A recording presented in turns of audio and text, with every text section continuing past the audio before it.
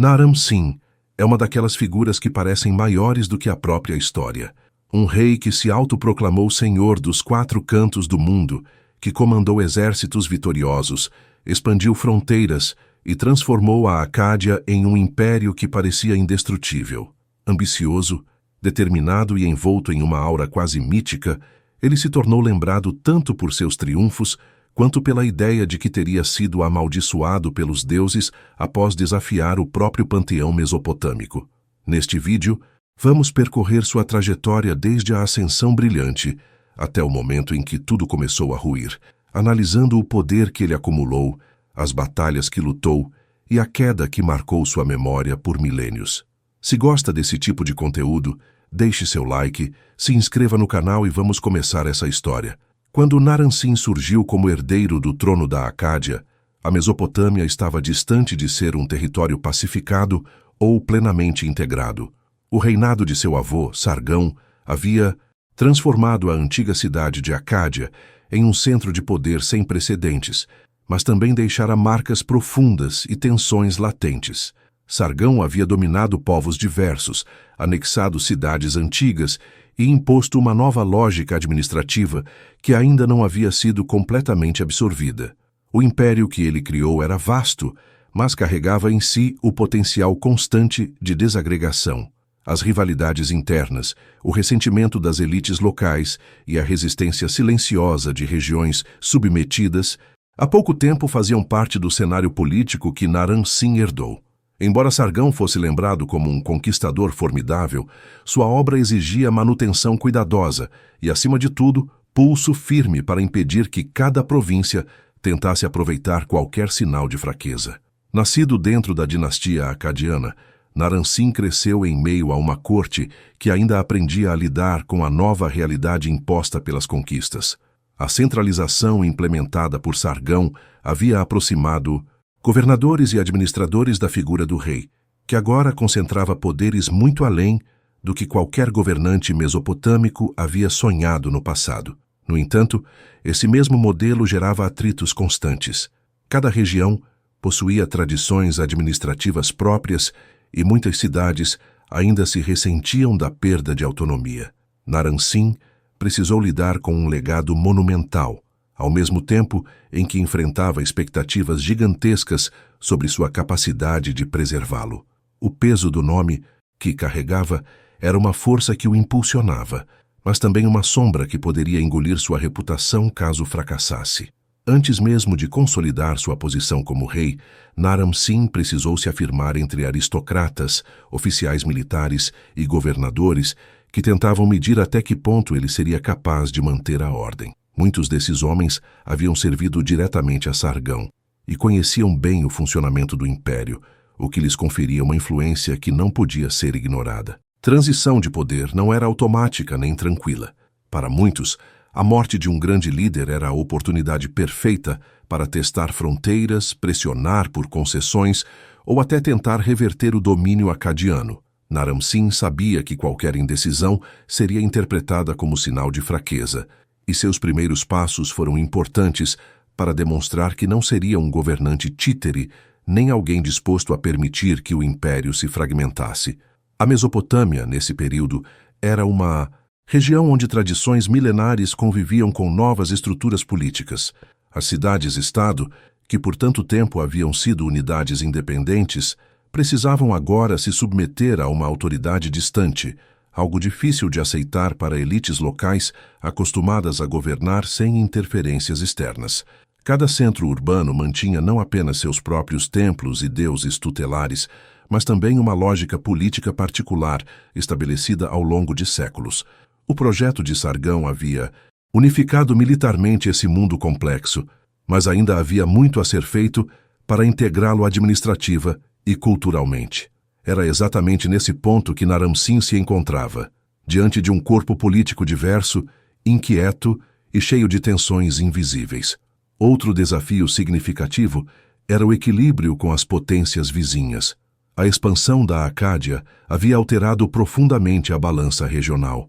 Povos que antes mantinham relações relativamente estáveis com as cidades mesopotâmicas agora observavam com cautela o crescimento do poder acadiano. Alguns buscavam alianças entre si para resistir à futura pressão militar. Outros, mais pragmáticos, enviavam emissários e tributos na tentativa de manter relações vantajosas. Logo no início de seu reinado, Naram Sin precisaria demonstrar habilidade diplomática, conciliando autoridade com flexibilidade quando necessário. Ele sabia que o império não sobreviveria apenas pela força, mas também pela construção de acordos e pela preservação das redes comerciais que sustentavam a economia. Apesar das dificuldades, Naram Sin também encontrou uma base importante: o prestígio acumulado pela dinastia. A figura de Sargão havia se transformado quase em um símbolo. Para muitos povos, ele representava a nova ordem que se expandia como uma força inevitável. Essa aura beneficiava seu neto, permitindo que Naram Sin se apoiasse em uma imagem de continuidade. Sua própria educação dentro da corte acadiana havia sido moldada com esse propósito. Ele não era apenas preparado para administrar, mas também para inspirar seus subordinados e demonstrar que o império tinha um futuro sob sua liderança. Desde cedo, foi instruído nos rituais religiosos, nos métodos administrativos e na lógica militar que sustentava a dominação acadiana. No entanto, esse preparo não eliminava a necessidade de provar sua capacidade na prática. Logo após assumir o trono, Naram Sin enfrentou rebeliões que colocaram à prova não apenas sua habilidade militar, mas também sua capacidade de interpretar o cenário político. Sublevações internas eram o maior risco para qualquer império em formação, pois podiam se multiplicar rapidamente e estimular outras regiões a seguir o mesmo caminho. A violência das primeiras revoltas dava a dimensão do desafio. Não se tratava de pequenos protestos locais, mas de tentativas sérias de expulsar os acadianos de posições estratégicas. A resposta de Naram Sin precisou ser firme, mas também calculada. Ele precisava reprimir as insurgências, sem destruir completamente as bases econômicas das cidades envolvidas, já que elas continuariam essenciais para o funcionamento do império. Esse equilíbrio entre força e pragmatismo seria uma marca de sua administração nos primeiros anos. Consolidar o poder também implicava reorganizar a própria estrutura do governo. Embora Sargão tivesse criado um modelo centralizado, ainda havia inconsistências e pontos frágeis que precisavam ser corrigidos. Naram Sin começou a substituir antigos oficiais, que demonstravam pouca lealdade, e a promover indivíduos que lhe eram fiéis. Essa renovação do quadro administrativo ajudou a reforçar sua autoridade, mas também gerou tensões, uma vez que muitos dos nobres tradicionais se sentiam ameaçados. A reorganização militar também foi crucial. Ele precisava de um exército capaz de responder rapidamente a crises em regiões distantes, algo essencial em um império que se estendia por terras variadas e cidades concorrentes. Ao mesmo tempo, Naram Sin buscou reforçar sua imagem pública, aproveitando rituais religiosos e práticas simbólicas para consolidar sua posição. Em uma sociedade onde a legitimidade do rei era profundamente ligada ao favor divino, qualquer sinal de apoio dos deuses fortalecia a sua autoridade diante dos súditos. Ele participou de cerimônias, reafirmou alianças com sacerdotes influentes e se esforçou para mostrar que sua ascensão era não apenas uma continuidade política, mas também um acontecimento legitimado pelas potências celestes. Na mentalidade mesopotâmica, isso era tão importante quanto a força militar. À medida que enfrentava essas dificuldades iniciais, Naram Sin começava a moldar o tipo de governante que se tornaria célebre. Determinado, atento às nuances políticas e disposto a empregar tanto a diplomacia quanto a guerra, ele se preparava para transformar o império herdado em algo ainda maior.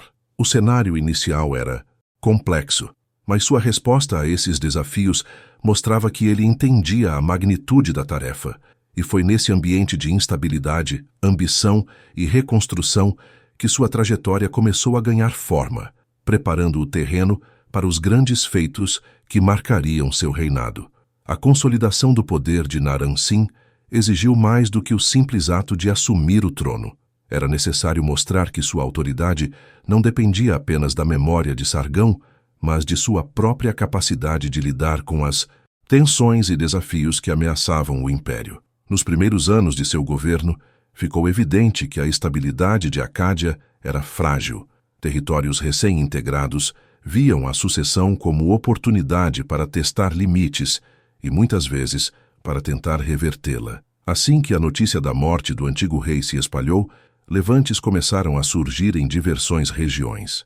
Alguns eram alimentados por governantes locais que se ressentiam do domínio acadiano, outros por grupos tribais que enxergavam um futuro momento propício para escapar ao controle central. Naram-Sin teve de agir rapidamente para impedir que essas rebeliões se transformassem em uma reação em cadeia, capaz de implodir o império. As campanhas iniciais de seu reinado foram brutais, sobretudo porque envolviam cidades que resistiam de maneira organizada. Cada conflito tinha um peso específico.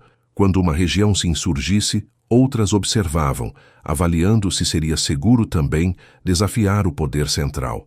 Por isso, a resposta de Naram-Sin precisava ser equilibrada, forte o bastante para intimidar, mas suficientemente pragmática para evitar devastar centros econômicos importantes.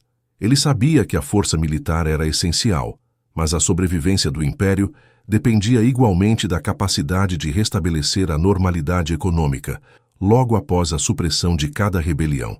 Era necessário garantir que as cidades continuassem produzindo, pagando tributos e contribuindo para a rede de abastecimento que mantinha a capital funcionando. As primeiras campanhas abriram espaço para que Naram-Sin se afirmasse como um líder militar competente, algo indispensável para qualquer governante da época. A imagem de um rei indeciso seria suficiente para acelerar a fragmentação da Acádia. Assim, ele demonstrou uma postura resoluta, conduzindo pessoalmente expedições contra regiões indisciplinadas. Um de seus alvos iniciais foi uma coalizão que havia se formado no norte da Mesopotâmia, reunindo líderes locais que se recusavam a jurar fidelidade.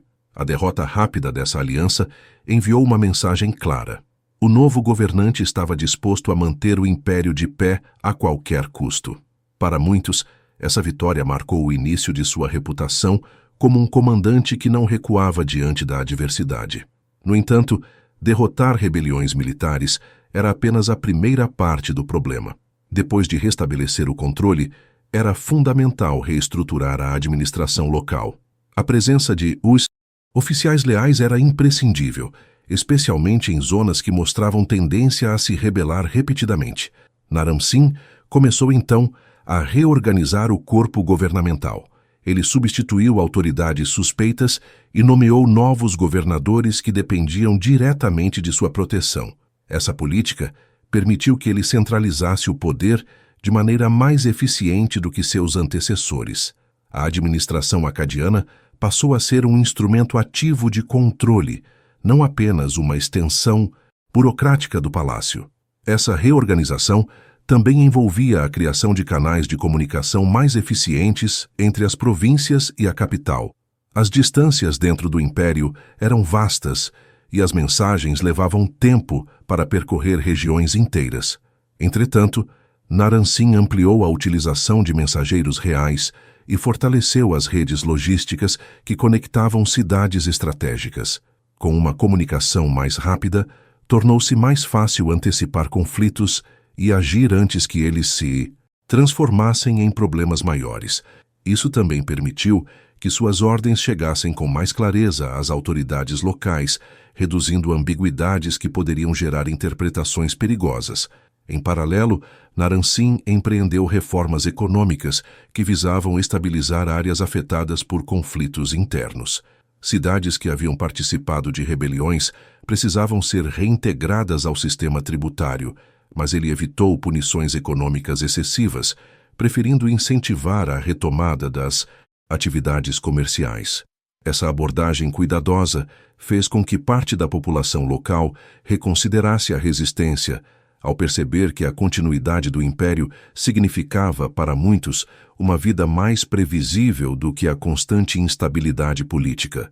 As caravanas e rotas fluviais continuavam a operar, e produtos agrícolas e artesanais eram distribuídos pelas províncias, alimentando a economia do reino.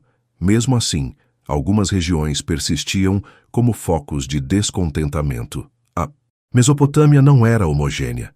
Povos de culturas distintas conviviam em meio a rivalidades antigas, e muitas vezes era difícil suprimir completamente o espírito de autonomia. Para lidar com isso, Naram-Sin aumentou a presença militar em áreas sensíveis, posicionando guarnições permanentes em pontos estratégicos. Essas forças não serviam apenas como defesa, mas também como lembrete visível do poder central. Em determinadas cidades, fortalezas foram ampliadas ou reconstruídas, reforçando materiais e rotas que permitiam deslocamentos rápidos de tropas em caso de necessidade. O governante também cultivava sua imagem como um soberano justo e protetor, algo vital em uma sociedade que associava legitimidade à figura do rei enquanto representante dos deuses na terra. Ele participou de rituais, renovou templos danificados e procurou atrair o apoio de sacerdotes influentes. Embora essa dimensão espiritual pareça distante de assuntos militares e administrativos, ela era a peça central para manter o Império unido. Sem o respaldo dos responsáveis pelos cultos, a autoridade real ficava enfraquecida, e a população poderia interpretar derrotas ou rebeliões como sinais de abandono divino. Naram-Sin entendeu isso e procurou equilibrar sua postura de governante austero com a de líder religioso atento aos desejos das divindades.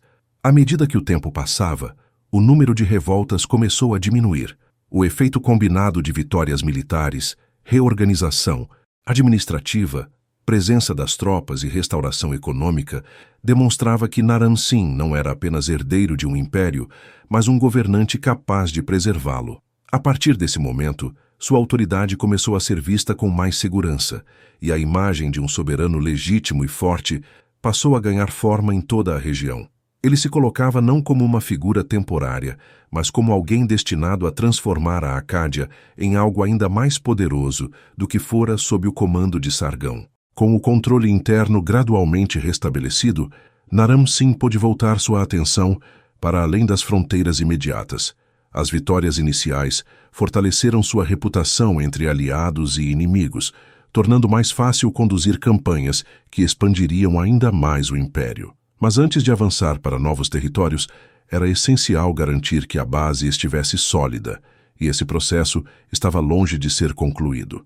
As reformas ainda estavam em andamento, e áreas remanescentes de instabilidade continuavam requerendo cuidado. Mesmo assim, aquele período marcou o verdadeiro começo de sua trajetória como um governante completo. A forma como lidou com cada um desses conflitos estabeleceu a base para sua ascensão futura. Ele se mostrava incansável, disciplinado e consciente das implicações de cada decisão que tomava. Ao mesmo tempo em que reforçava sua autoridade, preparava o terreno para o que viria a ser uma das fases mais impressionantes do Império Acadiano. Seu papel como defensor da ordem interna estava praticamente consolidado, e era apenas questão de tempo até que ele direcionasse seus esforços para os desafios externos que definiriam seu legado. Com as rebeliões internas gradualmente contidas, Naram-Sin voltou seus olhos para além das fronteiras imediatas da Acádia. O momento era oportuno. O Império precisava reafirmar sua presença em regiões instáveis, e o governante desejava deixar claro que não pretendia apenas preservar o legado de seus antecessores, mas ampliá-lo. Os conflitos com povos vizinhos passaram a ocupar parte significativa de sua atenção, e suas campanhas acabariam moldando não apenas a extensão territorial do Império, mas também a imagem que deixaria para a posteridade. Entre os primeiros adversários estavam tribos montanhosas localizadas ao norte e ao nordeste da Mesopotâmia. Esses grupos eram conhecidos por sua mobilidade, resistência e profundo conhecimento das regiões escarpadas, o que tornava qualquer campanha contra eles particularmente desafiadora. Ainda assim, Naram-Sin não recuou. Ele sabia que permitir que tribos independentes ganhassem força poderia incentivá-las a saquear rotas comerciais e até a atacar cidades sob domínio acadiano.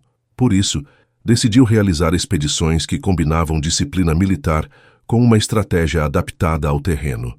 Em vez de tentar impor formações rígidas, Ele delegou autoridade a comandantes capazes de agir com flexibilidade, o que permitiu maior agilidade em combates montanhosos.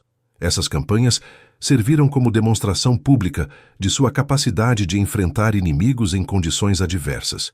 Relatos posteriores descrevem como seus exércitos avançavam por regiões íngremes, superando resistências que pareciam intransponíveis. Para Naram Sin, vencer nessas áreas não era apenas um objetivo militar, mas também simbólico. Mostrava que sua autoridade alcançava até os lugares mais difíceis e que nenhum adversário, por mais distante ou protegido, poderia escapar a seu domínio.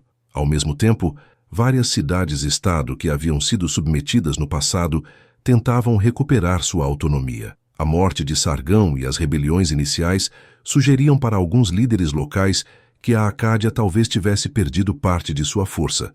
Naram Sin precisava contrariar essa expectativa. Para isso, conduziu campanhas meticulosas contra centros urbanos que insistiam em rejeitar o envio de tributos ou se recusavam a aceitar governadores impostos pelo Império. A resposta foi firme, mas não desmedida. Ele procurou controlar essas cidades sem destruí-las, garantindo que pudessem voltar a produzir e contribuir economicamente para o reino. A recuperação de territórios insurgentes e a pacificação de cidades resistentes foram passos fundamentais para fortalecer sua reputação. A cada vitória, novos representantes de povos vizinhos chegavam à corte para oferecer presentes e declarar submissão. Mesmo aqueles que não haviam sido diretamente atacados começavam a entender que resistir significaria enfrentar um exército que, sob Naram Sin, parecia invencível. As narrativas que circulavam entre comerciantes e viajantes reforçavam a imagem de um soberano, cujas campanhas sempre terminavam em triunfo. O impacto dessas vitórias ultrapassou a esfera militar. As rotas comerciais se tornaram mais seguras, permitindo que produtos circulassem com mais eficiência, o que alimentou a economia e aumentou a influência de Acádia sobre regiões distantes. Mercadores, ao transitar entre cidades subjugadas e áreas ainda independentes, levavam consigo histórias que engrandeciam o nome de Naram Sin. Essas narrativas funcionavam quase como uma propaganda espontânea. A combinação de força militar e prosperidade econômica contribuiu para que povos longínquos vissem vantagem em manter relações diplomáticas com o rei acadiano. Uma das campanhas mais emblemáticas desse período envolveu a derrota de uma aliança formada por várias cidades que se recusavam a reconhecer a autoridade imperial. Elas haviam se unido para tentar estabelecer um bloco autônomo, acreditando que a distância em relação à capital dificultaria uma resposta rápida do rei. No entanto, Naram Sin organizou uma marcha que surpreendeu seus inimigos. As forças acadianas avançaram com velocidade e disciplina, desmontando as defesas das cidades e capturando seus líderes. Essa vitória consolidou de vez sua imagem como um comandante com capacidade de mobilizar o império inteiro para responder a qualquer ameaça. A expansão das fronteiras foi consequência direta desse conjunto de campanhas. O império passou a englobar áreas que, até então, tinham mantido certo grau de independência. Algumas regiões montanhosas foram incorporadas, outras se tornaram vassalas, contribuindo com recursos, homens e produtos locais. Essa ampliação não só aumentou a influência política de Naram Sin, como também elevou seu prestígio entre elites internas, que passaram a vê-lo como alguém capaz de não apenas preservar, mas realçar a grandeza acadiana. Com o território ampliado, Naram Sin também precisou reforçar a estrutura administrativa para evitar que os espaços recém-integrados se tornassem focos de instabilidade. Ele enviou novos governadores, fortalecendo a presença de representantes leais e garantindo que as cidades seguissem orientações vindas diretamente da capital. Essa expansão harmoniosa entre o avanço militar e a reorganização administrativa consolidou ainda mais a postura do rei como governante atento e eficiente. Outro elemento que contribuiu para sua fama foi a forma como ele lidava com as representações simbólicas de suas campanhas. Ao registrar vitórias em inscrições e objetos, Naram Sin estabelecia uma memória oficial dos acontecimentos.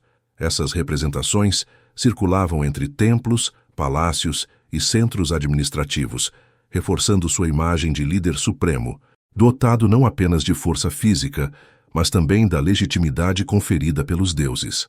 Na mentalidade mesopotâmica, a capacidade de triunfar em campo de batalha era vista como sinal claro de que os deuses apoiavam aquele governante, e Naram-Sin soube aproveitar essa lógica. Além disso, sua postura estratégica em relação aos povos vizinhos evitava conflitos prolongados que pudessem desgastar o império. Quando possível, ele aceitava tributos e estabelecia acordos diplomáticos, preferindo transformar inimigos derrotados em aliados subordinados. Essa abordagem não apenas diminuía custos militares, como também criava uma rede de dependência que beneficiava a Acádia. Em vez de permanecerem instáveis, muitas regiões passaram a reconhecer a superioridade do império e a buscar proteção sob sua autoridade. O conjunto dessas vitórias moldou de forma definitiva a fama de Naram-Sin. Dentro e fora do império, passou a ser visto como um governante praticamente imbatível. Embora seu avô tivesse construído a base do poder acadiano, foi Naram-Sin quem deu ao império a aparência de uma potência inquebrantável. Sua habilidade de responder rapidamente a ameaças, de adaptar estratégias militares ao ambiente e de integrar regiões conquistadas fez com que seu nome se tornasse sinônimo de força e determinação. À medida que o império se expandia, sua figura também crescia. Em muitos relatos posteriores, ele aparece como o monarca que alcançou o auge do poder acadiano, alguém cuja presença no campo de batalha definia o destino de cidades inteiras. Sua trajetória militar nas primeiras décadas de reinado transformou-o em um símbolo, e essa imagem não foi apenas fruto de propaganda, mas resultado direto de suas conquistas reais. A Mesopotâmia, sob sua influência, parecia caminhar para um período de prosperidade contínua, enquanto seu governante consolidava a reputação de ser um líder capaz de impor ordem em qualquer fronteira. Essas campanhas, que fortaleceram Acádia e ampliaram sua dominação, prepararam o terreno para algo ainda mais ousado, a transformação da própria identidade do rei. Com o tempo, sua autoconfiança e seu prestígio seriam tão grandes que ele ousaria ultrapassar os limites tradicionais da realeza mesopotâmica, atribuindo a si atributos que até então nenhum governante havia reivindicado de maneira tão explícita. Um passo audacioso que marcaria profundamente sua trajetória e ecoaria por séculos nas narrativas deixadas pelos povos que vieram depois. À medida que o poder de Naram-Sin se ampliava e suas campanhas militares reforçavam a impressão de que ele era um governante imbatível, algo novo começou a surgir em sua relação com o próprio conceito de realeza.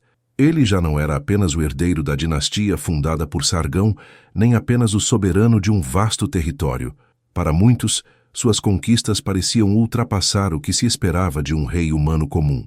E foi nesse contexto que nasceu um dos aspectos mais marcantes de seu reinado, a construção de uma imagem semidivina, que o colocaria acima dos demais governantes mesopotâmicos e mudaria profundamente a forma como a própria sociedade enxergava o poder.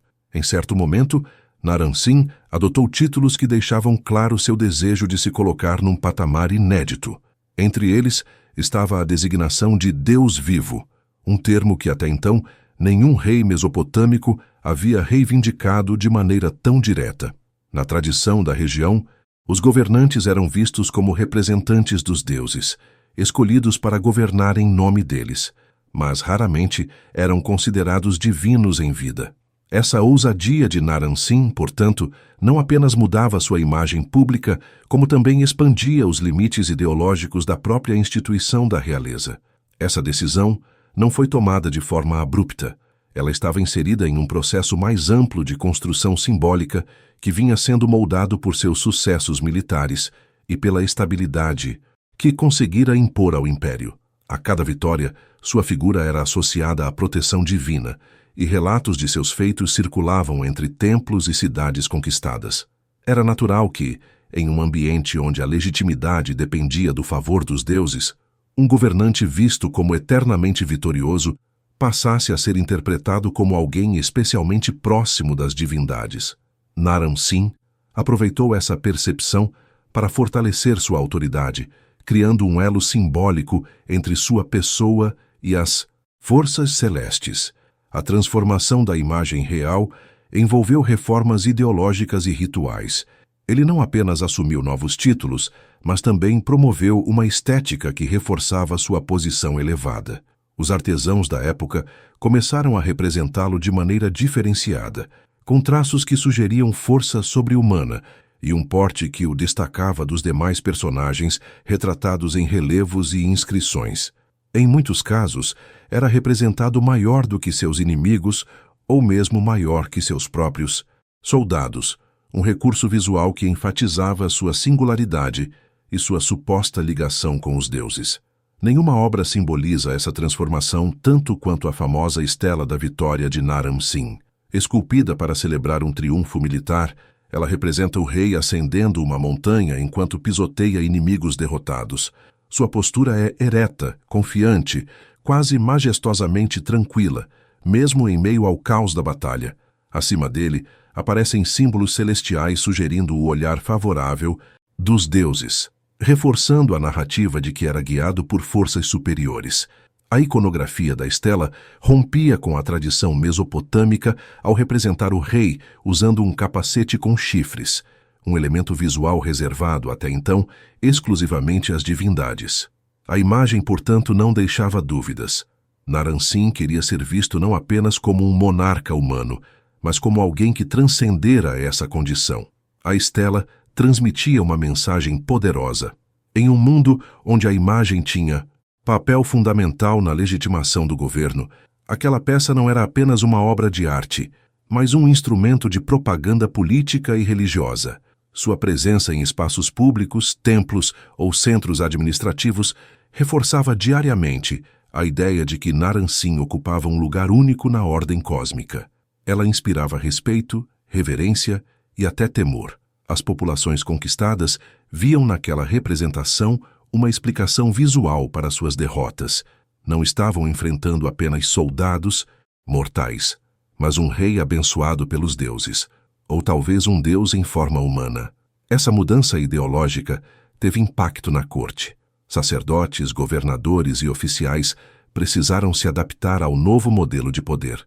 Muitos passaram a reforçar o culto ao rei, integrando sua figura a rituais antes dedicados exclusivamente às divindades maiores. A presença do soberano em cerimônias se tornou ainda mais significativa, e sua imagem começou a ser utilizada como ponto de referência para interpretar acontecimentos políticos, militares e até naturais. Se o rei era divino, sua vontade adquiria um caráter ainda mais sagrado, tornando questionamentos mais raros e fortalecendo o controle central. No entanto, essa transformação não ocorreu sem debate interno.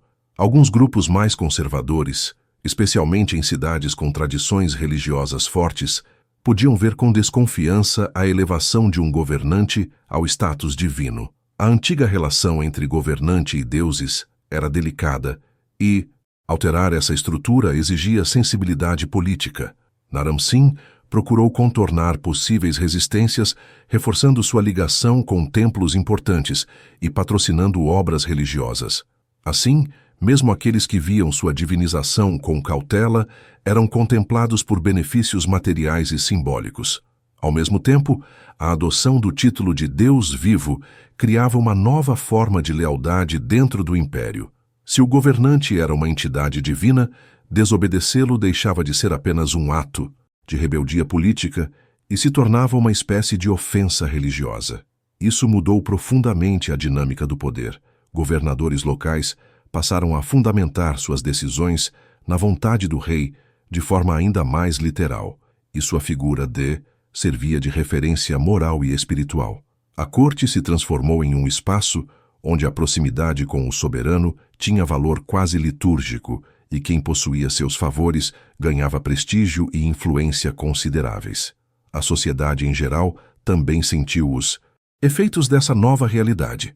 A população comum, acostumada a conviver com deuses representados em estátuas e templos, agora via no próprio governante alguém que caminhava entre eles com o status de divindade. Isso fortalecia a união em torno da figura de Naram Sin. mas também criava uma expectativa de que ele fosse capaz de resolver crises e interceder a favor do povo junto às potências celestes. A ideia de um líder divino elevava não apenas sua autoridade, mas também sua responsabilidade perante súditos e sacerdotes. As reformas ideológicas de Naram Sin, sustentadas por representações artísticas elaboradas e por ações calculadas, não apenas ampliaram seu poder, como também estabeleceram um novo modelo de realeza. Ele reorganizou a relação entre o governante e os deuses, criando um paradigma que influenciaria dinastias posteriores, mesmo que de forma indireta. A estela, suas inscrições e a arte produzida durante o reinado deixaram um testemunho de como o rei se via e de como queria ser visto. Sua imagem passou a ser lembrada como símbolo do apogeu acadiano, um momento em que o poder político, militar e religioso convergiam em uma única figura.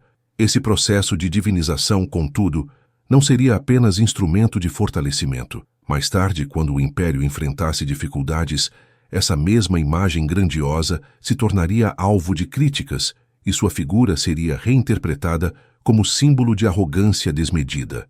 Mas naquele período, no auge de suas conquistas, Naram Sin se consolidava como um líder cuja presença transcendera limites humanos. Ao unir propaganda visual, ideologia e poder militar, ele estabeleceu um patamar que poucos governantes mesopotâmicos ousariam alcançar. No auge do reinado de Naram Sin, o Império Acádio alcançou um nível de organização interna que impressionava tanto pela amplitude quanto pela coerência de sua estrutura. O vasto território sob seu domínio, que incluía diversas culturas, idiomas e tradições políticas, precisava de um sistema capaz de manter a unidade sem perder eficiência. A centralização implementada pelos reis anteriores foi aprofundada durante seu governo, transformando o império em uma engrenagem complexa, sustentada por rotas comerciais bem estabelecidas, por uma administração cuidadosa e por um fluxo constante de tributos que alimentava a máquina estatal. Uma das bases desse sistema era a rede de cidades integradas ao aparato político acadiano. Elas funcionavam como pontos de captação de recursos, centros processadores de informações e núcleos administrativos que garantiam que as decisões tomadas na capital alcançassem todas as regiões. Cada cidade tinha sua própria história e identidade, mas, sob Naram Sin, foram reorganizadas para servir aos interesses do império. Governadores designados diretamente pelo rei supervisionavam seus templos, mercados e práticas fiscais, assegurando que cada núcleo urbano contribuísse para a estabilidade geral. Esse modelo reduzia margens para interpretações locais das ordens reais e ajudava a evitar o surgimento de poderes paralelos. O comércio desempenhava papel fundamental dentro desse sistema centralizado. Rotas que atravessavam desertos, vales, rios e regiões montanhosas permitiam que bens circulassem com relativa segurança. Mercadores transportavam metais preciosos, madeira, tecidos, grãos, cerâmica e produtos vindos de terras distantes, conectando o império a áreas que não estavam sob controle direto, mas mantinham relações comerciais vantajosas. A Mesopotâmia dependia de matérias-primas externas, como madeira das montanhas ao norte e metais do planalto iraniano, o que tornava ainda mais importante a manutenção dessas rotas. Controlá-las significava garantir o fluxo de recursos essenciais para a produção de armas, construção civil e manutenção de templos. Sob o comando de Naram Sin, o exército cumpria papel decisivo na preservação dessas vias comerciais. Guarnições eram posicionadas estrategicamente ao longo de pontos sensíveis, de modo a desencorajar ataques de bandos nômades ou de grupos que tentassem reabrir resistências antigas. Isso fazia com que mercadores circulassem com mais confiança, fortalecendo a economia do império e ampliando sua influência cultural. O comércio, portanto, não era apenas uma atividade econômica, mas também uma ferramenta política que aproximava povos e consolidava a autoridade acadiana por meios não militares. O sistema tributário sustentava toda essa estrutura. Territórios dominados eram obrigados a entregar ao rei uma parte considerável de sua produção agrícola, além de artesanato, minérios e outros bens de valor. Esse tributo não era arbitrário, fazia parte de uma política calculada, que assegurava que as regiões continuassem produtivas o suficiente para se manter enquanto contribuíam para a administração central. Armazéns reais distribuídos pelo Império recebiam esses produtos e permitiam que o Estado tivesse reservas suficientes para lidar com crises como períodos de seca, falhas de colheita ou demanda repentina por recursos durante campanhas militares. Para que tudo isso funcionasse, a burocracia acadiana precisou se tornar mais robusta. Escribas treinados registravam cada entrega, cada transação e cada decreto emitido pela corte. Esses especialistas eram peça essencial da administração, já que garantiam a fluidez da comunicação e impediam que o caos substituísse a ordem. Tabelas, listas e documentos oficiais eram armazenados em templos e palácios, formando um arquivo vivo que permitia acompanhar a situação de cada província e identificar problemas com rapidez. A escrita cuneiforme, utilizada de forma intensiva, tornava-se não apenas um instrumento cultural, mas um mecanismo de governança. A centralização promovida por Naram-Sin também se manifestava na difusão de um modelo administrativo que poderia ser replicado em áreas recém-incorporadas. Quando uma cidade era conquistada ou pacificada, ela passava por um processo de adaptação às normas acadinas. Isso incluía a reorganização de seus templos, a reestruturação dos cargos públicos e a introdução de leis que padronizavam impostos, comércio e obrigações militares. Embora cada região mantivesse parte de sua identidade cultural, a administração seguia padrões estabelecidos pela corte, fortalecendo a sensação de pertencimento a um sistema maior. Esse processo também teve implicações no plano religioso.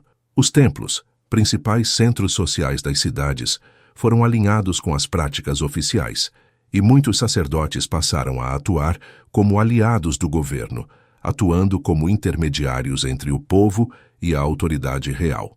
Isso reforçava a legitimidade de Naram-Sin e ampliava sua presença simbólica, já que sua figura divina se fazia sentir não apenas em decretos, mas no cotidiano religioso das províncias.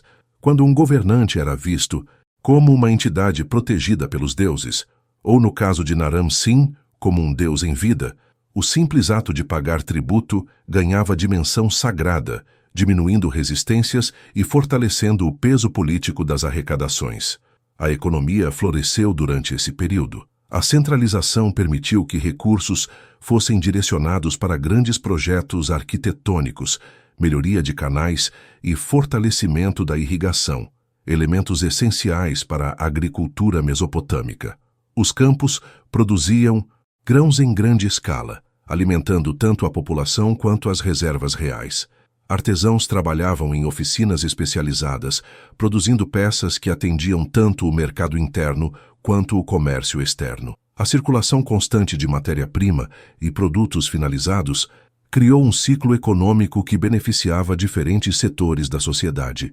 Ao mesmo tempo, a ampliação do exército, essencial para a manutenção da ordem, tornou-se possível graças ao excedente econômico gerado por esse sistema. Tropas bem alimentadas, equipadas e organizadas eram fundamentais para atuar em regiões distantes e responder rapidamente a ameaças. A presença militar forte, por sua vez, ajudava a manter o comércio seguro e a garantir a continuidade do sistema administrativo. Cada parte reforçava a outra, criando uma estrutura que, durante o apogeu de Naram-Sin, parecia sólida e inabalável. Esse modelo de governança, entretanto, não era isento de tensões. A centralização extrema tinha efeitos colaterais. Governadores locais dependiam inteiramente da corte, e qualquer falha administrativa era atribuída diretamente à figura do rei. Além disso, a quantidade crescente de recursos destinados ao centro exigia esforço contínuo das províncias, que precisavam manter altos níveis de produção para corresponder às expectativas. Esse equilíbrio delicado funcionava bem enquanto as colheitas eram abundantes e o comércio fluía sem interrupções, mas qualquer instabilidade climática ou política poderia causar pressões inesperadas. Sob Naram-Sin, porém, esse sistema parecia funcionar com precisão. O império alcançava seu apogeu administrativo e econômico, e o governante era visto como o eixo de uma estrutura bem articulada. A centralização intensa permitia que suas decisões tivessem efeito imediato e que suas campanhas militares fossem apoiadas por uma rede eficiente de recursos humanos e materiais. A combinação entre prosperidade econômica, controle militar e administração disciplinada formava a base de um império que, aos olhos da época, parecia ter alcançado um estágio ideal de organização. Esse cenário de força e prosperidade, no entanto, escondia fragilidades que ainda não eram claras. Com o passar dos anos, pressões ambientais, tensões internas e o surgimento de forças externas colocariam à prova tudo o que havia sido construído. Mas naquele momento, enquanto Naram-Sin consolidava seu poder e expandia a influência acadiana, o império parecia um organismo vivo, pulsante e plenamente capaz de sustentar sua grandeza. A administração eficiente, as rotas comerciais vibrantes e a economia estável criavam uma sensação de continuidade e solidez que marcaria para sempre a memória daquele período. À medida que o reinado de Naram-Sin avançava, sinais sutis, porém persistentes, de desgaste começaram a surgir nas bordas do império. Durante anos, a máquina administrativa acadiana funcionara com impressionante eficiência, mas a própria grandeza que sustentava seu poder criava tensões difíceis de controlar. Era inevitável que, em algum momento, o equilíbrio que parecia tão estável começasse a oscilar. As províncias mais distantes, especialmente aquelas situadas em regiões montanhosas ou limítrofes com povos que nunca aceitaram completamente a dominação acadiana, tornaram-se pontos de atenção. Ali, a presença do aparato estatal era mais frágil e dependia de alianças locais, guarnições militares e do compromisso dos governadores indicados pela corte. Essas regiões viviam sob uma combinação constante de desafios. De um lado, enfrentavam pressões internas, já que muitas delas tinham tradições políticas próprias, profundamente enraizadas, e resistiam a qualquer tentativa de padronização plena. Do outro, sofriam com a menor proximidade do centro administrativo, o que dificultava respostas rápidas a conflitos locais. Quando uma rebelião estourava, as tropas precisavam percorrer longas distâncias para contê-la, e mesmo que chegassem a tempo, o simples fato de terem demorado alimentava o sentimento de que a autoridade central não era tão absoluta quanto parecia. A situação tornou-se ainda mais delicada quando fenômenos ambientais começaram a afetar a produtividade agrícola em partes importantes do império. Registros arqueológicos e estudos modernos sugerem que, durante o final do século 23 a.C., secas regionais atingiram várias áreas da Mesopotâmia e de seus arredores. Mesmo que a extensão e o impacto exato dessas secas variem de região para região, é evidente que houve uma diminuição considerável na oferta de água em certas partes do território. Para um sistema tão profundamente dependente da irrigação e de colheitas abundantes, qualquer instabilidade no clima gerava consequências imediatas. A redução do volume de água em canais e rios afetou diretamente o rendimento das plantações. Campos que antes produziam excedentes, agora mal, conseguiam alimentar a população local, e as reservas das províncias começaram a diminuir. Como o sistema tributário exigia entregas regulares ao centro do império, muitas regiões passaram a enfrentar dilemas difíceis, cumprir as demandas da corte e prejudicar sua subsistência imediata, ou reter parte dos tributos e correr o risco de punições severas. Em épocas de prosperidade, o peso do tributo era administrável, mas, diante da escassez, tornou-se motivo de tensão constante entre governadores e comunidades locais. O enfraquecimento da produção agrícola coincidiu com o aumento das dificuldades em controlar certas rotas comerciais. A logística que mantinha o império abastecido era altamente dependente da estabilidade política e da disponibilidade de recursos. Se uma província atravessava momentos de fome, a mobilização de trabalhadores, soldados e carregadores tornava-se mais difícil, e quando caravanas passavam por regiões afetadas pela escassez, era mais comum que sofressem ataques de grupos que buscavam suprimentos a qualquer custo. A sensação de segurança, fundamental para o comércio, começou a se deteriorar de forma lenta, quase imperceptível, mas contínua. Ao mesmo tempo, povos que viviam nas bordas do império percebiam essas fragilidades. Alguns grupos montanhosos, já conhecidos pela resistência obstinada à autoridade acadiana, intensificaram ataques a postos avançados. Outros, que haviam sido derrotados em campanhas anteriores e, deixados sob supervisão militar, começaram a testar os limites da tolerância do governo central. Em certos casos, rebeliões que antes teriam sido esmagadas de imediato passaram a se estender, exigindo mais recursos e mais tempo para serem contidas. Cada conflito que se prolongava enfraquecia outra parte da estrutura imperial, criando um efeito dominó que lentamente corroía a base de sustentação do governo. As províncias mais periféricas também sofriam com problemas sociais resultantes da pressão econômica.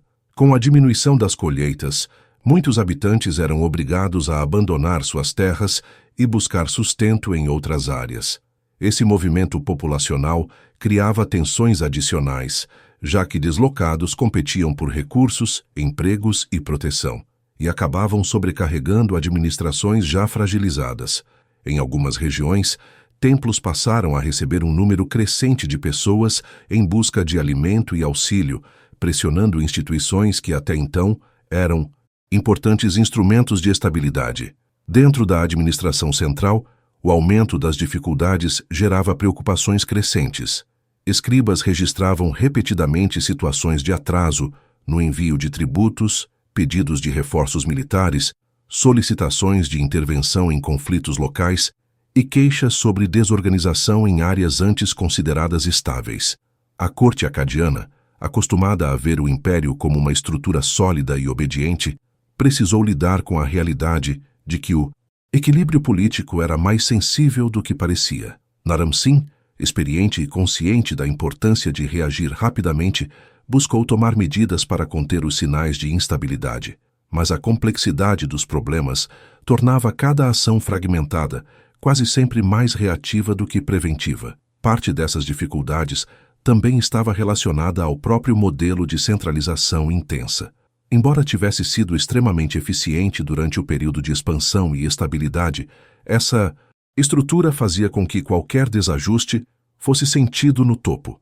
Governadores não tinham autonomia suficiente para tomar decisões de grande impacto sem autorização, e isso gerava lentidão em casos urgentes. Ao mesmo tempo, o peso simbólico da figura divina do monarca, que deveria transmitir força e estabilidade, dificultava admitir publicamente problemas que poderiam sugerir fraqueza. Assim, algumas crises eram tratadas tardiamente ou com informações incompletas, aumentando o risco de que pequenas tensões se transformassem em distúrbios maiores. A própria população sentia o clima mudar. Em aldeias rurais, rumores sobre a ira dos deuses começavam a circular com mais frequência. Secas, colheitas fracas e tumultos eram interpretados não apenas como eventos naturais, mas como sinais de que algo na ordem cósmica estava desequilibrado. Como Naram-Sin havia elevado sua imagem ao status divino, qualquer adversidade era potencialmente vista como reflexo de sua relação com o mundo sobrenatural. Mesmo que isso ainda não se transformasse em contestação aberta, era evidente que a confiança absoluta no governante começava a enfraquecer em alguns setores da população. Tudo isso criava uma atmosfera de tensão latente. O império ainda funcionava, ainda mantinha sua grandeza visível, ainda recolhia tributos e vencia conflitos militares. Mas, por trás dessa aparência de força contínua, acumulavam-se pequenos indícios de desgaste, rachaduras quase invisíveis, que, quando reunidas, indicavam uma mudança profunda no equilíbrio interno. As tensões nas províncias distantes, a pressão ambiental e a crescente dificuldade em administrar um território tão vasto formavam um conjunto de desafios que, pouco a pouco, moldaria uma fase decisiva da trajetória do império. Era o início de um processo silencioso, mas implacável, de deterioração. O que antes parecia apenas ruído distante começava a se aproximar, anunciando transformações que, em breve, colocariam Naram-Sin diante de sua fase mais desafiadora como governante. O império que ele havia conduzido ao apogeu estava prestes a atravessar uma etapa marcada por incertezas, na qual a força acumulada durante décadas seria posta à prova. A crise que se anunciava nos bastidores do império finalmente ganhou forma quando os Guti, um conjunto de tribos originárias das montanhas dos Zagros, começaram a avançar com maior agressividade sobre as fronteiras orientais. Esses povos, frequentemente mencionados nas fontes mesopotâmicas como resistentes, imprevisíveis e difíceis de submeter, aproveitavam cada brecha criada pela instabilidade interna acadiana. Embora já tivessem sido contidos em outras ocasiões, agora encontravam um cenário mais favorável: guarnições enfraquecidas, rotas menos seguras e governadores sobrecarregados com tensões locais. O que antes eram incursões isoladas transformou-se em ofensivas repetidas e mais organizadas, minando o controle das províncias e exigindo respostas constantes do governo central. As invasões Guti não foram o único elemento que desencadeou a grande crise, mas catalisaram problemas que vinham se acumulando. Em diversas regiões, a pressão ambiental já havia causado colapsos locais de produção, reduzindo drasticamente a capacidade de sustentar o abastecimento interno. Campos que dependiam de ciclos de irrigação bem regulados não conseguiam mais garantir colheitas regulares, e o declínio da produtividade agrícola alimentava um círculo vicioso. Menos produção significava menos tributos, menos recursos para manutenção de obras hidráulicas, menos soldados nas guarnições e menos proteção para as comunidades rurais. Cada falha reforçava a seguinte, até que partes inteiras do sistema simplesmente deixaram de funcionar como antes. Em meio a essa deterioração, muitas cidades que anteriormente haviam aceitado a autoridade acadiana começaram a se perguntar quanto tempo ainda valia a pena manter sua lealdade ao centro. O império dependia de uma fina rede de alianças, e quando uma delas começava a tremer, outras seguiam pelo mesmo caminho. Assim, rebeliões que antes teriam sido impensáveis começaram a surgir com mais frequência. Algumas eram movimentos espontâneos de comunidades pressionadas pela fome. Outras eram lideradas por autoridades locais que viam na fragilidade geral uma oportunidade de recuperar a autonomia. Em qualquer dos casos, cada levante exigia que Naram-Sin mobilizasse tropas e redistribuísse esforços, o que por sua vez debilitava as defesas contra os Guti e outros inimigos externos. A instabilidade militar tornou-se um dos aspectos mais visíveis da crise. O exército acadiano, outrora símbolo de unidade e eficiência, agora enfrentava um desgaste constante. Guarnições eram deslocadas de um lado a outro, respondendo a emergências consecutivas sem tempo para reorganização adequada.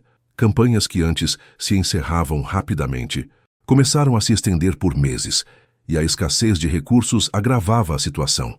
Soldados famintos, mal equipados e pressionados por conflitos sucessivos já não representavam a força invencível de décadas atrás. Em áreas montanhosas, a vantagem natural dos Guti se mostrava ainda maior. Conheciam o terreno, moviam-se com rapidez e atacavam de maneira imprevisível. A cada batalha perdida, crescia a percepção de que o poder acadiano estava seriamente comprometido.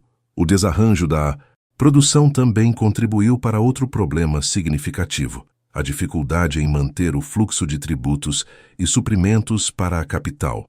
Sem esse abastecimento, as reservas acumuladas ao longo dos anos começaram a se esgotar. Em algumas regiões, templos e armazéns passaram a racionar alimentos, e a população urbana enfrentava períodos de escassez que alimentavam rumores e inquietações. A ideia de que o império, antes tão sólido, agora vacilava, espalhou-se rapidamente entre as camadas mais vulneráveis da população. A confiança na estabilidade política, essencial para a unidade do território, tornava-se cada vez mais frágil. À medida que as tensões se intensificavam, surgia também um fenômeno que teria grande influência na memória histórica desse período: a interpretação religiosa da crise. Na Mesopotâmia, acontecimentos políticos e naturais raramente eram vistos de maneira isolada. Tudo se associava à vontade dos deuses. Portanto, Quando o império começou a ruir, muitos passaram a buscar sinais no mundo sobrenatural para explicar tamanho desajuste. A figura de Naram-Sin, que havia elevado sua imagem ao status divino, tornou-se o centro dessas interpretações. Se o rei era um deus vivo e mesmo assim o império sofria calamidades, algo muito maior precisava estar fora do equilíbrio. Textos escritos séculos depois, especialmente aqueles provenientes de tradições literárias do período sumério tardio, reinterpretaram esse momento, associando-o à famosa maldição de Agade. Segundo a narrativa preservada em versões posteriores, Naram-Sin teria cometido uma transgressão grave. Após ser ignorado pelos deuses em um momento de angústia, teria atacado e destruído o templo de Enlil, o senhor supremo da antiga religião mesopotâmica. Essa ação, considerada sacrílega, teria provocado a ira divina, levando Enlil a liberar os Guti contra a Acádia como forma de punição. É importante ressaltar que esse relato não é contemporâneo ao reinado de Naram-Sin, mas sim uma elaboração literária e teológica do período posterior. Ainda assim, a história ganhou força e ajudou a moldar a imagem do rei nos séculos seguintes. A ideia de que o governante mais poderoso da Acádia teria sido castigado por arrogância extrema servia como lição moral e religiosa.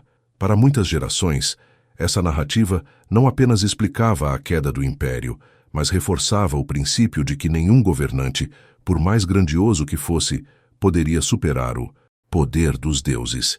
Mesmo que os historiadores modernos reconheçam o caráter simbólico e interpretativo dessa tradição, ela revela muito sobre a maneira como o período foi percebido pelas civilizações posteriores.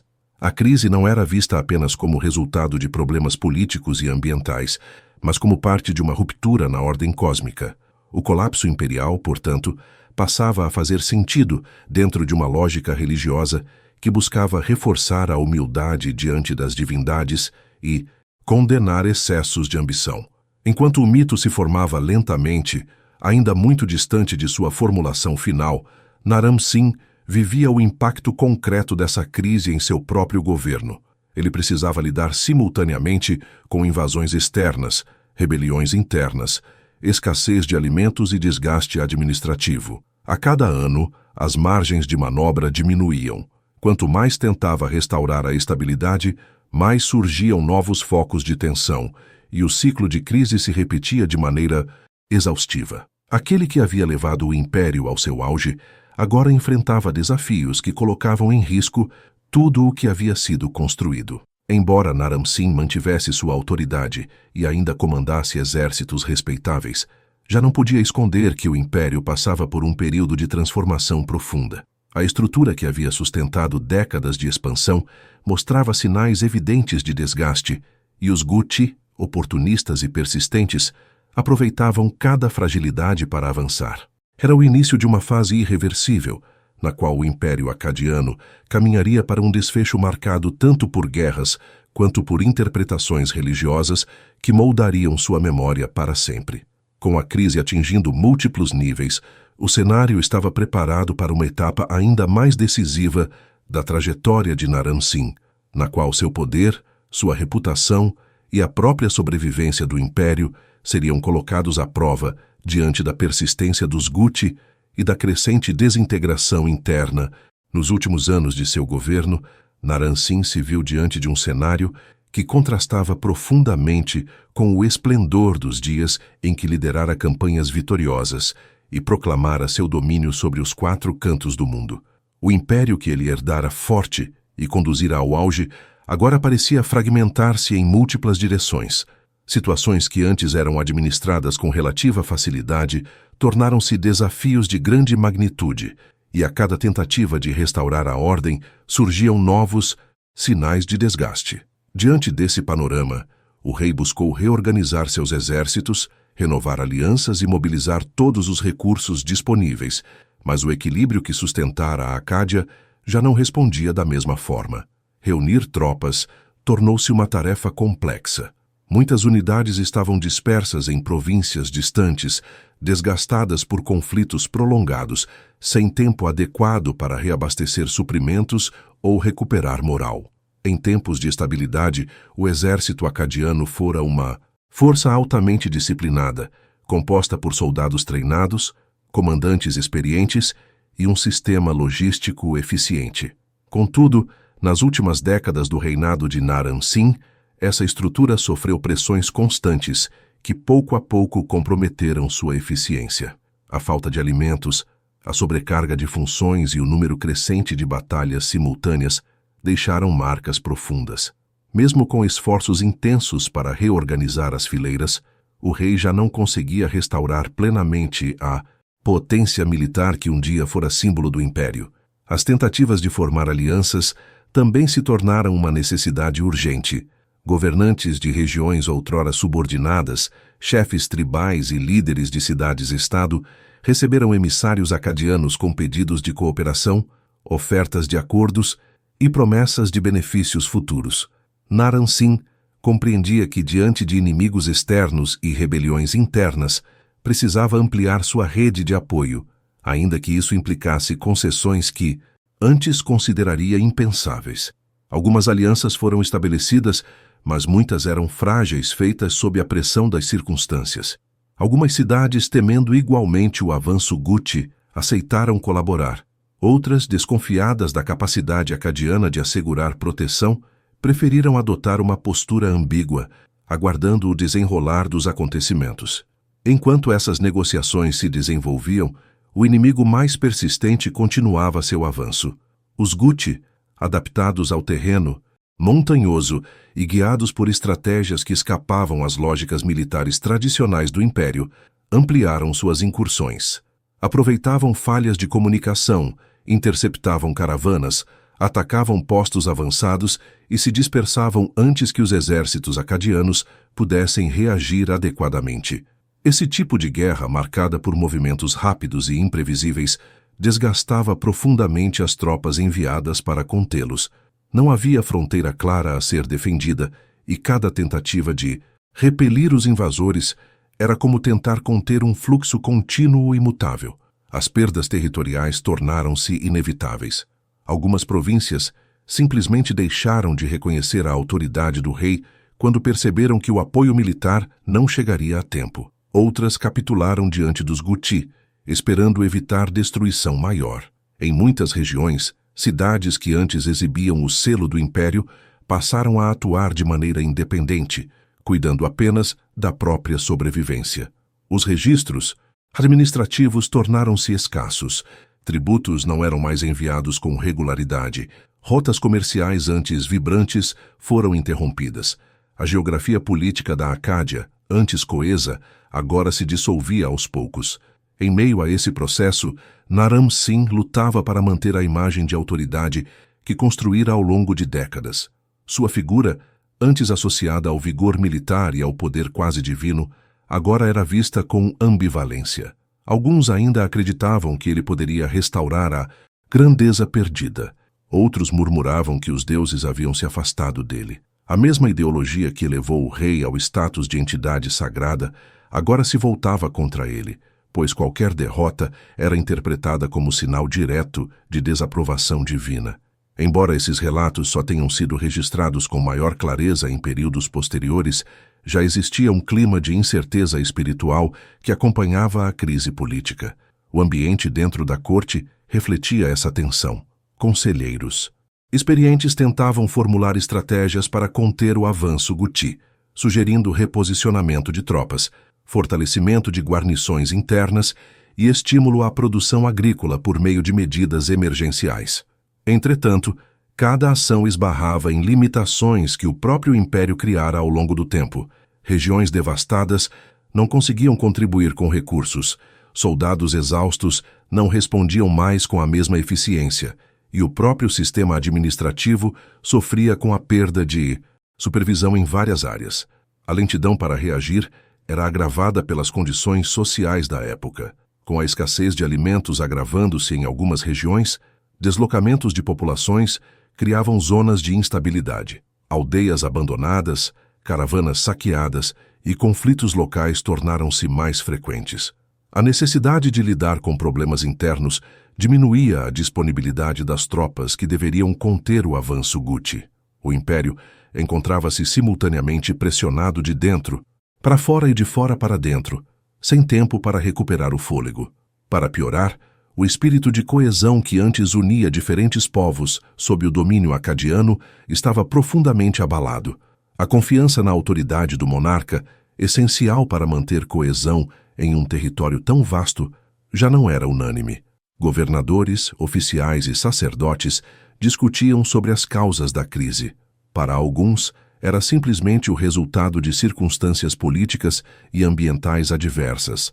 Para outros, representava a confirmação de que o rei havia ultrapassado limites impostos pelos deuses e que sua pretensão divina pesava agora contra ele. Naram-Sin, por sua vez, continuava a agir com determinação. Ele liderou pessoalmente algumas campanhas, reorganizou forças locais, reforçou acordos com cidades que ainda demonstravam lealdade e buscou estabilizar o máximo possível as regiões mais vulneráveis.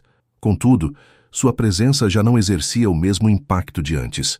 A aura de invencibilidade fora substituída pela percepção de que lutava contra forças que escapavam completamente ao controle humano. Embora o rei tentasse transmitir segurança, a própria escala da crise demonstrava que nenhuma liderança, por mais hábil que fosse, conseguiria conter tantos problemas simultâneos. Os ataques Guti tornaram-se mais frequentes e penetraram cada vez mais no coração do império. A capacidade acadiana de resistir diminuía em proporção direta ao desgaste acumulado. Cada derrota simbolizava não apenas a perda de um território, mas o desmoronamento de uma estrutura administrativa construída por gerações. A situação culminou em momentos de grande tensão, nos quais cidades importantes imploravam por ajuda que não chegada a tempo, enquanto outras simplesmente davam as costas à autoridade real. À medida que o avanço Guti consolidava o declínio acadiano, formava-se a percepção de que um ciclo histórico estava se encerrando. O império que Sargão construíra e que Naram-Sin havia elevado a um patamar jamais visto na região, agora era corroído por forças externas e internas que atuavam simultaneamente. O rei, que dedicara sua vida a expandir e proteger sua criação política, confrontava a dura realidade de que já não podia impedir o inevitável. A grandeza que um dia definira seu nome agora existia apenas como lembrança de um período que se afastava rapidamente. Em seus últimos anos no poder, Naram-Sin permaneceu como testemunha direta do colapso que tomava forma ao redor.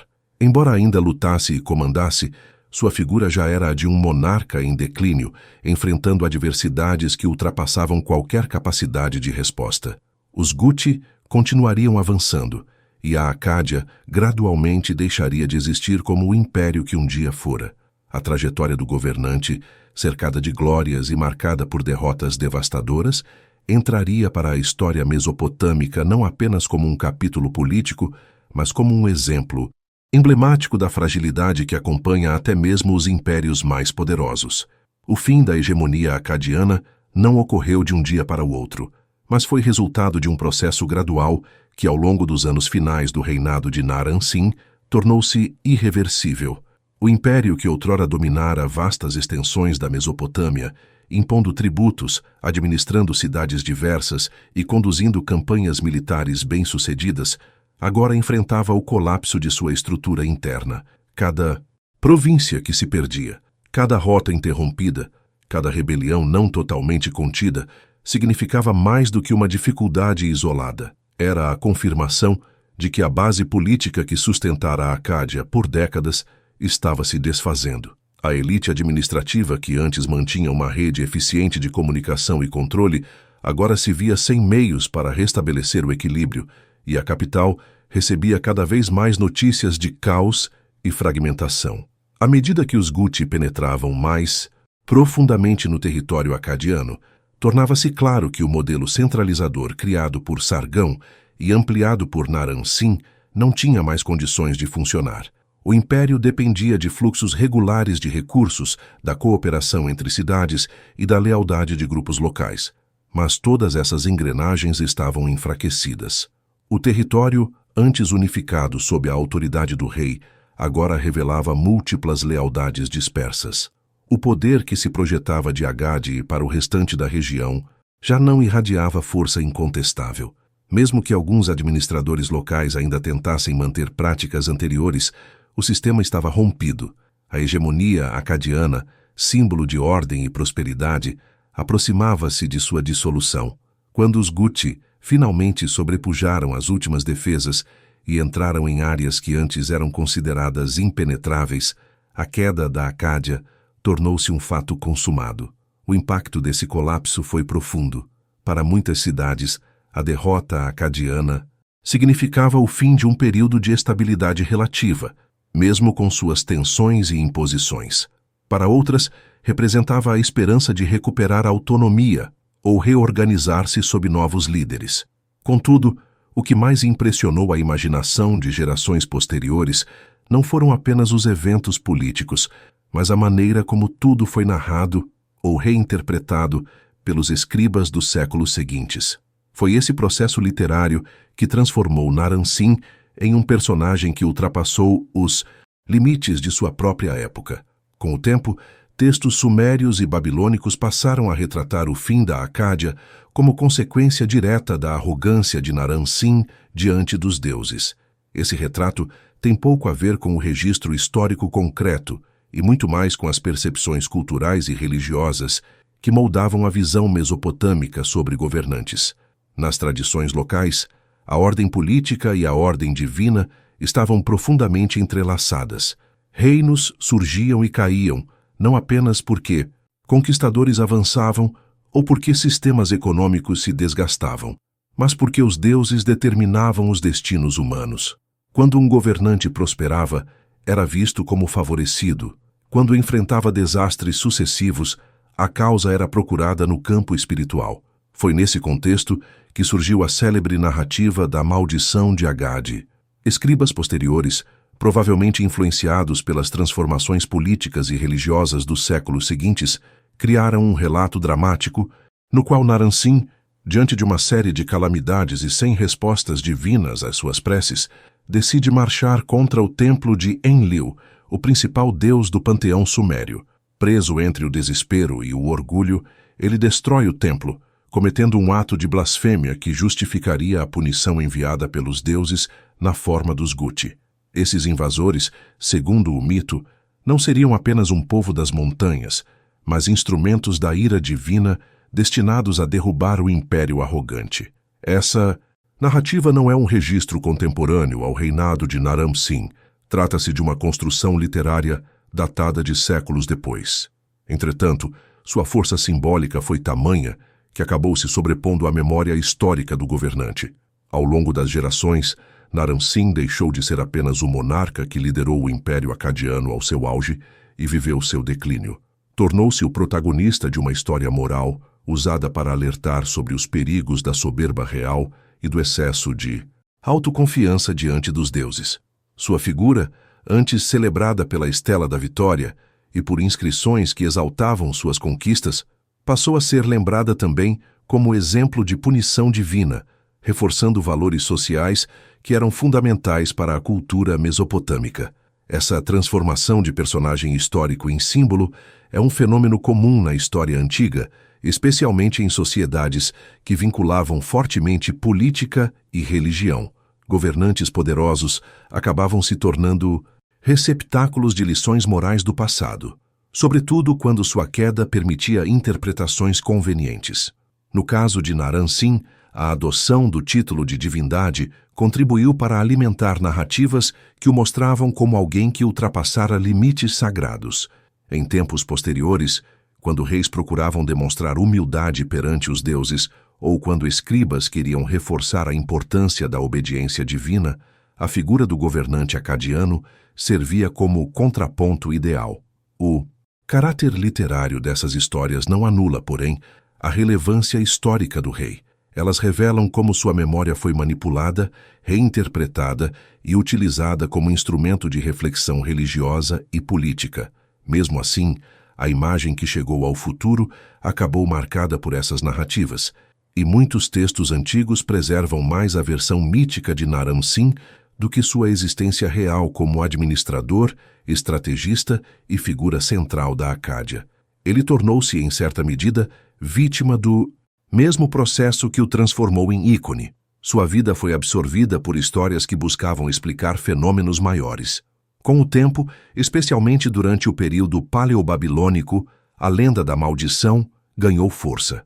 Poemas, tablilas e tradições orais reforçaram a ideia de que o colapso da Acádia fora um evento destinado a ensinar o valor da moderação e o perigo de desafiar o sagrado. A história de Naram-Sin serviu como justificativa religiosa para transformações políticas profundas. Povos posteriores, ao reconstruírem suas próprias identidades, utilizavam o passado como metáfora, e a queda de um grande império fornecia material fértil para esse tipo de construção simbólica.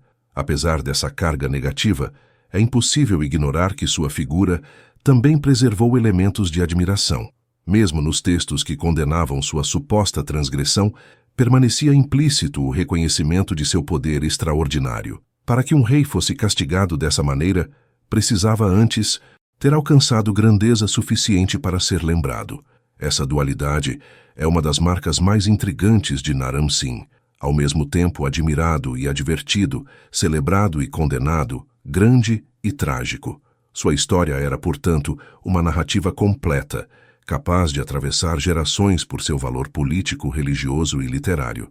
Quando o domínio acadiano chegou ao fim e os Guti se estabeleceram sobre antigas regiões da Acádia, iniciou-se uma nova fase na Mesopotâmia, a memória do Império. Derrotado, no entanto, continuou a desempenhar papel importante na construção da identidade das civilizações seguintes. A queda definitiva não apagou seus feitos, mas os moldou sob novas interpretações. A figura de Naram-Sin, reconstruída pelos escribas que transformaram sua trajetória em um drama teológico e político, ultrapassou seu próprio tempo. Ele se tornou não apenas um personagem histórico, mas um símbolo duradouro da relação entre poder humano e vontade divina, uma lembrança de que até os impérios mais sólidos podem ruir diante de forças que não controlam. Sua história, reescrita e reinterpretada ao longo dos séculos, permaneceu como um eco que ecoava entre templos, palácios e escolas de escribas. E ainda hoje, ao revisitar sua trajetória, é impossível separar completamente o homem real do mito que o envolveu, porque ambos se misturam para formar o legado que atravessou milênios e continua a intrigar pesquisadores, escritores e curiosos. Essa fusão de memória e lenda é o que manteve Naram-Sin vivo no imaginário coletivo, muito depois de sua derrota, muito depois do fim de seu império, e muito além dos fatos que realmente compuseram sua vida. O legado de Naram-Sin atravessou milênios, porque sua figura condensou tudo aquilo que os antigos mesopotâmicos temiam, admiravam e buscavam compreender sobre o poder. Ele deixou para trás não apenas um território transformado, mas um modelo simbólico de realeza que influenciou gerações posteriores. Mesmo quando o Império Acádio já não existia, a memória do soberano que havia ousado reivindicar para si uma aura divina continuava a repercutir nos palácios e templos de quem veio depois. A imagem que ele projetou enquanto governante, cuidadosamente moldada durante os anos de seu auge, tornou-se uma referência para reis que desejavam não só dominar, mas inspirar obediência através de uma presença quase sobrenatural. Essa influência se manifestou sobretudo na forma como a realeza passou a ser representada na iconografia mesopotâmica. A estela que consagrou sua vitória contra povos montanhosos, um dos artefatos mais estudados da antiguidade, fixou um padrão duradouro. Nela, o rei não aparece como simples comandante no meio de seus soldados, mas como figura monumental ascendendo uma montanha, envolto por símbolos celestes que reforçam sua condição singular. Essa representação consolidou um vocabulário visual que seria imitado durante séculos, em especial pelos reinos da Suméria tardia, da Babilônia e da Assíria.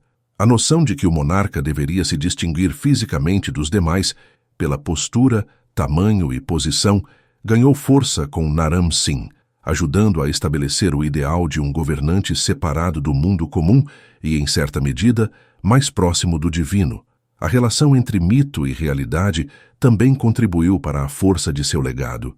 Após sua morte, sua história foi reinterpretada por escribas que buscavam explicar o colapso do império através de categorias religiosas. Assim, a figura histórica do governante eficiente e militarmente habilidoso foi aos poucos sobreposta pelo mito do soberano orgulhoso que teria enfrentado os deuses. Mesmo que essa narrativa não corresponda aos acontecimentos de seu tempo, ela se tornou extremamente influente, moldando a forma como gerações seguintes perceberam os limites do poder humano. A ideia de que nenhum governante, por mais vitorioso que fosse, poderia romper o equilíbrio divino sem sofrer consequências, tornou-se uma mensagem potente, repetida em escolas de escribas e preservada como advertência. Paralelamente, estudiosos modernos contribuíram para revitalizar o interesse por Naram Sin. A arqueologia do século XX trouxe à luz documentos administrativos, inscrições fragmentadas e objetos que ajudaram a reconstituir a complexidade de seu governo. Pesquisadores passaram a enxergá-lo não mais apenas como um monarca excessivamente ambicioso, mas como líder que tentou responder a um conjunto de desafios políticos, ambientais e militares que ameaçavam desestruturar seu território. Essa perspectiva permitiu reinterpretar sua administração como algo mais sofisticado do que sugeriam as narrativas lendárias, destacando seu papel na organização das províncias e na consolidação de um sistema que influenciaria impérios posteriores. Além disso, sua figura passou a fascinar o público contemporâneo justamente por combinar esses elementos contrastantes: o soberano que parecia invencível, o governante que expandiu os limites de sua civilização, o homem que decidiu elevar-se à condição divina e, por fim, o personagem transformado em exemplo de desmedida pelas gerações que o sucederam. Esse contraste entre o líder histórico e o protagonista de histórias moralizantes ampliou o alcance de sua imagem, tornando-o figura recorrente em livros, documentários e debates sobre o nascimento dos grandes impérios da humanidade. Sua trajetória funciona como porta de entrada para refletir sobre poder, legitimidade, memória e a maneira como sociedades constroem heróis e vilões ao longo do tempo. A estela que carrega seu nome ocupa lugar central nesse fascínio moderno. Ela não é apenas peça artística, mas síntese de um mundo inteiro. Mostra um governante em movimento, marchando com firmeza, superando inimigos e avançando rumo ao topo, enquanto estrelas e símbolos celestes o acompanham. Esse conjunto visual destaca o ideal de supremacia que Naram Sin buscava transmitir, mas também expõe a fragilidade inerente a qualquer construção simbólica. A mesma iconografia que pretendia eternizar sua glória acabou se tornando símbolo das interpretações posteriores que o acusaram de ultrapassar limites cósmicos. Assim, seu retrato permanece vivo, justamente porque desperta múltiplas leituras, refletindo tanto a grandeza quanto a advertência que seu nome passou a carregar. A posteridade também o transformou em referência para reflexões sobre como os impérios se sustentam e como entram em colapso. O reinado de Naram Sin oferece material abundante para pensar não apenas os mecanismos de expansão, mas também os pontos de fragilidade que, quando somados, podem desgastar até as estruturas mais sólidas. A combinação de pressões internas, problemas climáticos, tensões regionais e ameaças externas forma um quadro que ressoa com diversas civilizações que vieram depois. Nesse sentido, o legado de Naram Sin não se limita à Mesopotâmia. Ele se insere em um debate mais amplo sobre o destino dos grandes poderes. Sua presença na memória cultural também revela como sociedades lidam com figuras controversas. Enquanto documentos administrativos e inscrições exaltavam suas vitórias e sua capacidade de controlar territórios vastíssimos, textos posteriores reinterpretaram sua história como lição moral. Esse contraste criou um personagem multifacetado, ora celebrado como conquistador incomparável, ora criticado como símbolo da arrogância que precede a ruína. É essa ambiguidade que o torna tão duradouro. Ela permite que cada época encontre em sua trajetória aquilo que deseja destacar, seja a glória do poder ou os riscos de sua busca ilimitada. Assim, o legado de Naram Sin permanece vivo porque ultrapassa o próprio tempo. Ele se tornou emblema de uma era um monarca que redefiniu a realeza mesopotâmica e que deixou marca profunda tanto nos registros antigos quanto na imaginação moderna. Seu nome atravessou fronteiras, estilos artísticos e tradições literárias, sempre carregando consigo a tensão entre o homem e o mito. E é justamente essa fusão que garante que sua história continue a ser contada, discutida e reinterpretada, garantindo sua permanência como uma das figuras mais marcantes da antiguidade.